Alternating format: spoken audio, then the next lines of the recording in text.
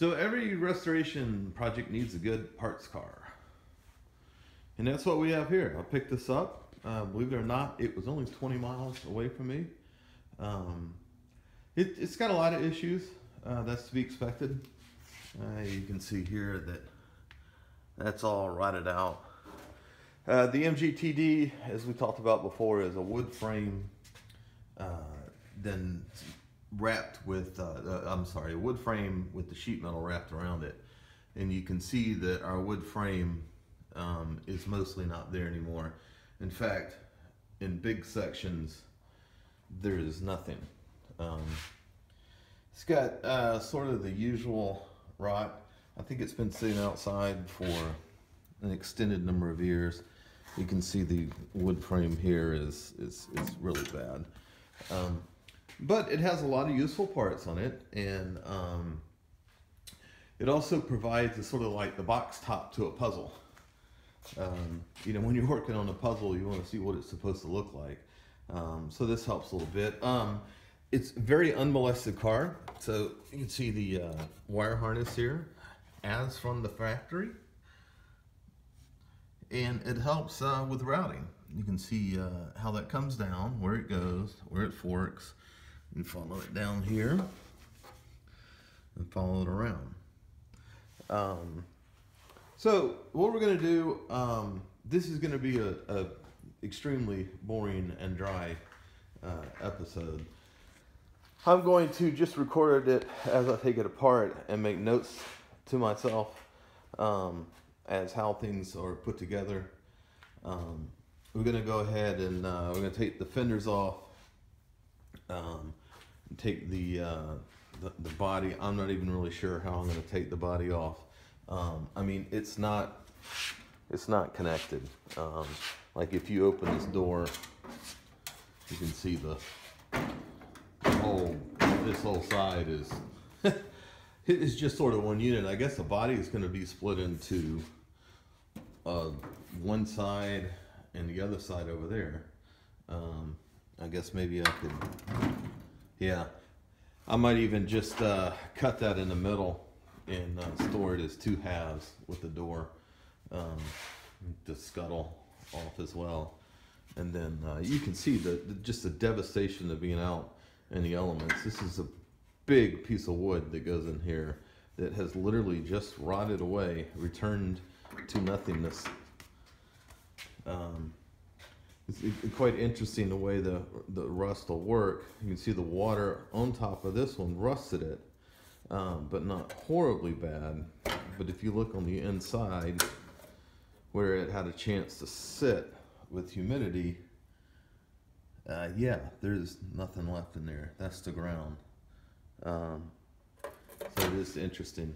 The frame is pretty good. There's a hole in the driver's side right down at the bottom, and then there's one in this curved tube. The curved tube could easily be replaced, and I think what I'm probably gonna, if I choose to restore it, probably cut the whole bottom out of both of the beams on both sides. On this side, I could just do exploratory cuts to see if water's got inside and what the inside's like. It would be sort of futile to make that beam look nice on the outside when it's actually rotting on the inside. So that would be the solution there. I don't know. So you can see from right here, you can see right through to the ground there. I don't know if I'll restore the car. It's missing a lot, and I'm going to be taking parts off of it as well. I will catalog what I take off, so I'll know exactly what the cost will be to bring it back. And if it's feasible, I will. I might restore it as a rolling chassis, a rolling running chassis, and then maybe let somebody else that has a better tub, or actually I think the fenders are probably going to be fine. It may be just down to the tub, so I might be finding myself another tub and restoring the car that way. It is numbers matching. It's a 1951, so it's an interesting car. Lots of it are good. Unfortunately, a good bit of it is really bad. All right, well, let's start taking it apart. All right, so we're going to take off the fender, which first is going to require taking off the headlight. Let me show you how this connects back here to this bar that runs down behind the radiator. And then it connects on the other end through the fender here. And a little piece of rubber in there. And you can see the two wires that come in. It's got a nut at the bottom. And we'll go down and look at it underneath.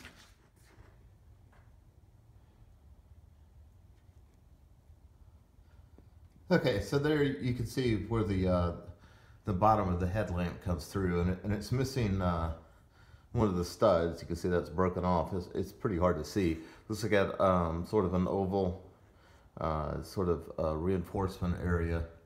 And you got the wires running in there, and then you got that one wire. You see this off to the side here. That runs over to the little light. It was on the top, little fender light. You see we've got these bolts here, and they continue all the way down the side. Sorry for the...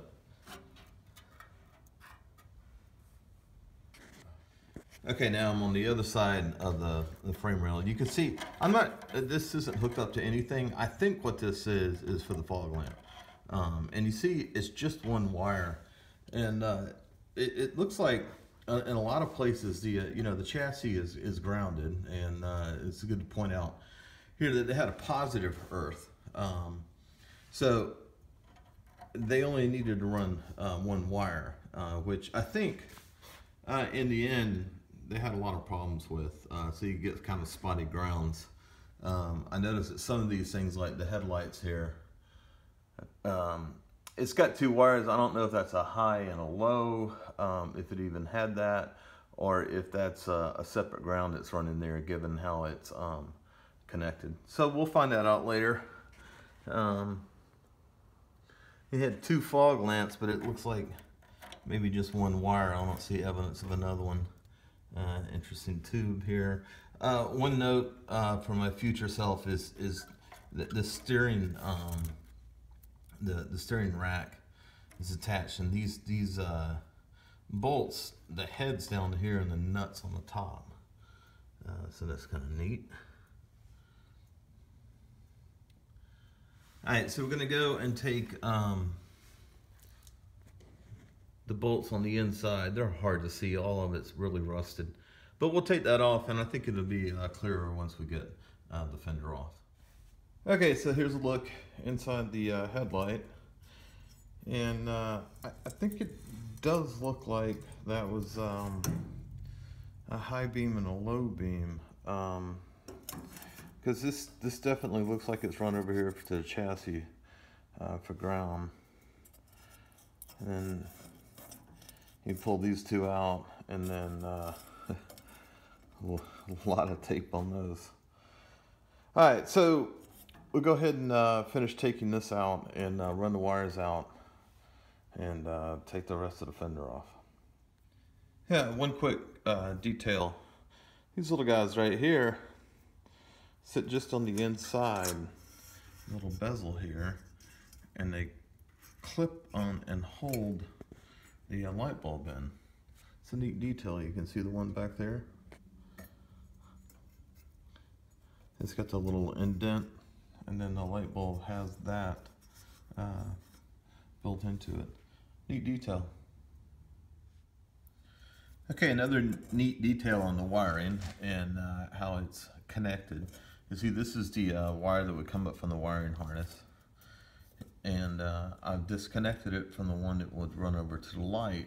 And if you notice, it has, this is the wire with the braided insulation over it, and then it's got the metal end on it, and then you can see how that fits in to this little coupling. It crimps around that, and you can see how it crimps around this one as well.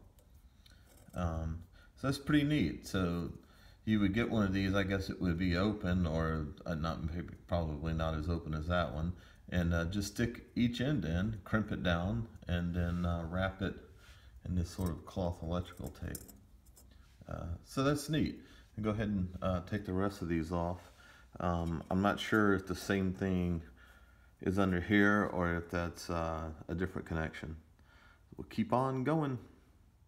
Okay, so the other connection is decidedly less factory looking. It could be the way it came, but I don't know. So that's how that one was put together. So these, very neat, definitely factory looking. This one is on the ground, not so much. Okay, so I removed the side light here, and you see it looks like, you get in there, you see the back of the bulb, and there is touching up. You see this little piece right in here. Let me turn the flash on. Okay, so I took apart the side light. It's sort of the same configuration. You see the back of the bulb here. It's that little piece. That's where the wire from the wiring harness comes in, and then this is where it goes to earth. You can see that it's just, I guess this is a different metal, and so it has just completely corroded apart. You can see just a little bit of it left in there where it was getting the ground here from the fender, just like the headlight was. So it's interesting. I wonder if they maybe upgraded that, changed that to brass or something in the later models. Okay, more details. So we're taking off the side light. You can see where the one bolt has just sheared right off. The interesting detail is the second bolt, as you can see, or maybe, has a little piece of metal that goes under it, and you can see the bend in it, hopefully, and that's what holds the wire in place. So it's the mounting bolt for the side light with a little bent piece of metal to hold the wire in place. So it's double duty. It's pretty cool. But I can say one thing. I'm hoping that that sheared bolt's not going to be the trend here. It was particularly rusty inside that side light, so maybe that's just going to be one of the few areas where I have that issue. Alright, taking the back fender off now, and I note that it has the same type of arrangement. There you've got the bolt going in, and it's got a little piece of metal around it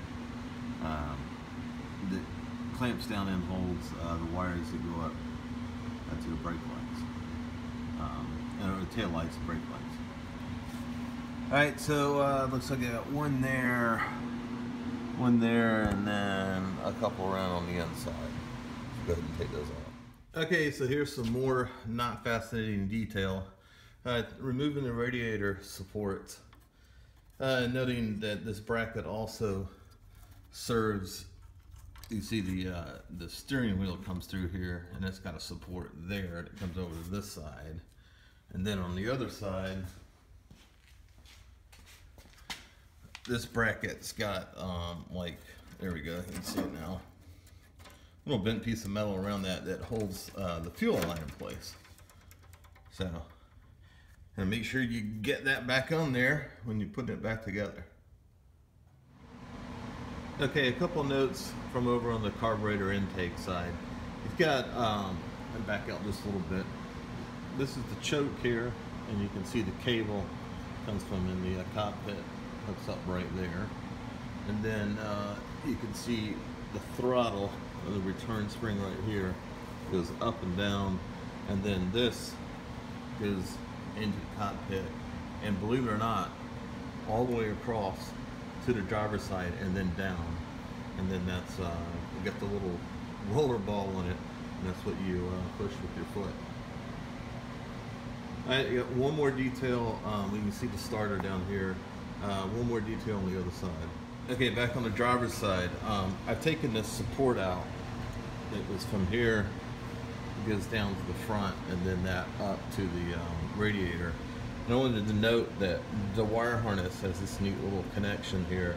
It was wrapped around that support as it went up, and then you can see it's connected here to the chassis as well. I want to make sure you get that back on there when you reassemble it. wanted to point out a couple more details on how things are mounted. You see the wire harness goes through this hoop right here, which of course also holds the coil on. You can see the other side is mounted here. At the front of this, you see right down there, that holds the cable for the tachometer. And then right here, this is the oil pressure line. Comes back up, and it's mounted right here. And then this goes up, bends, and then goes through that hole in the cockpit. And of course, you've got your ground strap here, which is positive in this case. And right here is where the horn bracket mounted. And then behind this is a piece of metal to reinforce underneath here. So it goes around here, up, and then you can't see it, but there's two bolts underneath the coil here. So this makes sort of not quite a triangle. It narrows down to about right there. And then on the other side, that's pretty much a mirror. So you can see the two bolts there. So that gives you an idea of what the shape, the piece of metal that goes on the inside to act as a little stiffener, give it a little extra support. So I think we're just about done taking stuff off for right now. I think I'm going to get the rest of this out of the way, and then we're going to try to go ahead and get the engine out. So I'm going to get the engine out, I'm going to take it apart, break it down a little bit, and see if we can get it loosened up and see what kind of shape it's in. Alright, so one of the last things I wanted to record before this guy goes out of the shop for a while is the routing, and I may have covered this already, but I'm going to do it again. So the fuel line comes up through here. It had a bracket attached here to where the radiator mounts and attached, and it goes up here to the fuel pump and then goes back down to the carburetors. And then there's a neat thing in the brake line there. You can see the brake line comes out and it goes down, and that's for the expansion and contracting of the brake lines, which is pretty cool. So there it goes into the splitter, it goes to the right and left sides. And there was another one just behind the back there. You can see where it came out. And then that went in to the rear brakes. Also had a little sensor on the bottom that actually controlled the brake lights. So that's neat. You got another ground strap right here. And of course this is a positive ground. Alright, so that's going to be about it. I'll go ahead and pull the rest of this stuff out and set this out of the shop and get busy on the restoration of the other one, which is coming along nicely.